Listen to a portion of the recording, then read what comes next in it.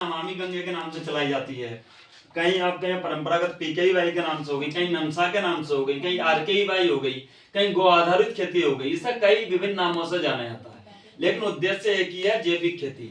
और जैविक खेती में मैं आप लोगों को बता दूं, जैविक खेती का मतलब ये नहीं होता है जो हमारे पौधे सही होने। जैविक खेती का उद्देश्य है हमारी जमीन को सुधारना, क्योंकि जब हमारी जड़ सही हो जाएगी तो फल तो अपने आप आने लगते हैं ना।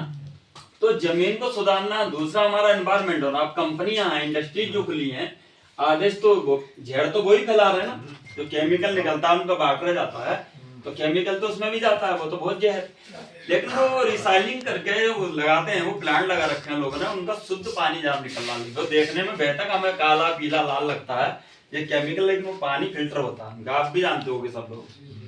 तो कंपनियों को तो गवर्नमेंट ने आदेश दे दिए जो पानी अपना शुद्ध करके भेजें, फिल्टर करके, ताकि बीमारियां ना फैले, क्यों वो भी नदी नालों में जाता है।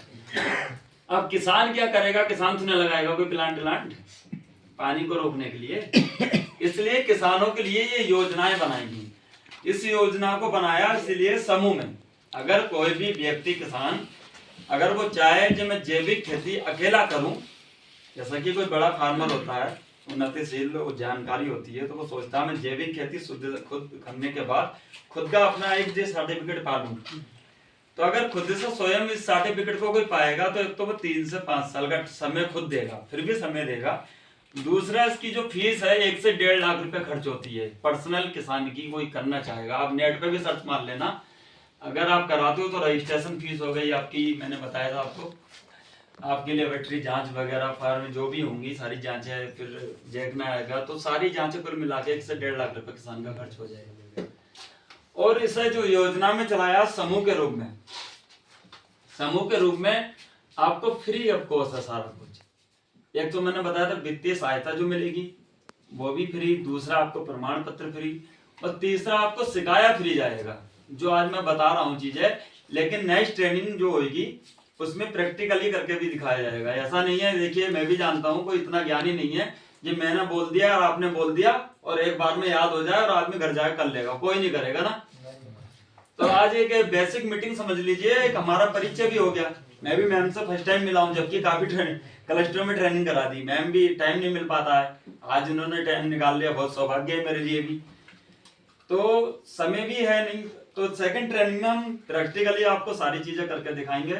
और जो मैं बेसिक चीजें बता रहा हूँ, बताना क्या, पता है सभी को, देखिए, लेकिन अनजान खुद बनता है इंसान। पता नहीं है कि आपको भी ये जो भी आप दवाई ला रहे हो उस पर भी लिखा होता है जहर, लिखा होता है ना, सबको पता होता है, फिर भी डालता है आदमी, क्योंकि एक तो होड़ बहुत चलती है, क्योंकि यहाँ का नहीं पता, हमारे यहाँ प्लेन में होता है ऐसे, जैसा आपने यूरिया का 1 कट्टा डाला, उत्पादन आपका बड़ा, वो 2 कट्टे डालेंगे बढ़ा के, चाहे ब्लैक में लाना पड़े कट्टा, और ब्लैक ही हो रहा है आजकल, कहाँ मिल रहा है, खाद भी नहीं मिल रहा है, खाद नहीं मिल पा रहा हमारे इधर भी, खाद की महामारी इतनी ज्यादा है, लोग ब्लैकों में पैसे एडवांस दे दे के खाद नहीं ले पा रहे हैं, क्योंकि अब अलाउ कर दिया, आधार कार्ड लगेगा आपका, जमीन दिखेगी उस पर, जितनी जमीन 100 होगी उस हिसाब से आपको कट्टा मिलेगा।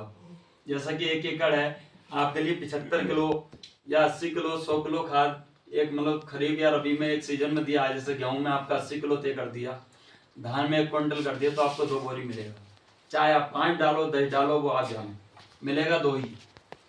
तो ये सरकार ने इतनी रोक लगाई है। अब आप सोच रहे होगे ये सरकार जब ये योजना चला रही है तो ये केमिकल क्यों नहीं बंद कर रही, ये भी मन में विचार आते हैं लोगों के।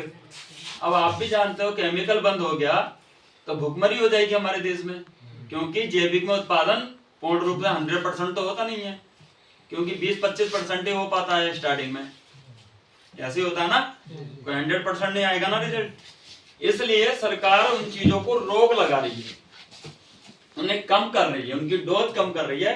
लेकिन देखिए जिसे नहीं मानना वो तो नहीं मानेगा, लेकिन एक गवर्नमेंट तो अपना पूरा कर रही है ना काम।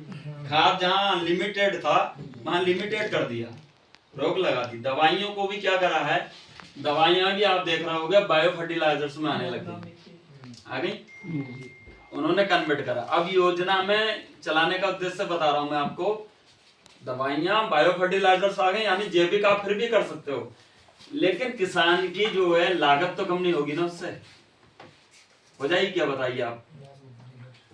अब जो प्रोम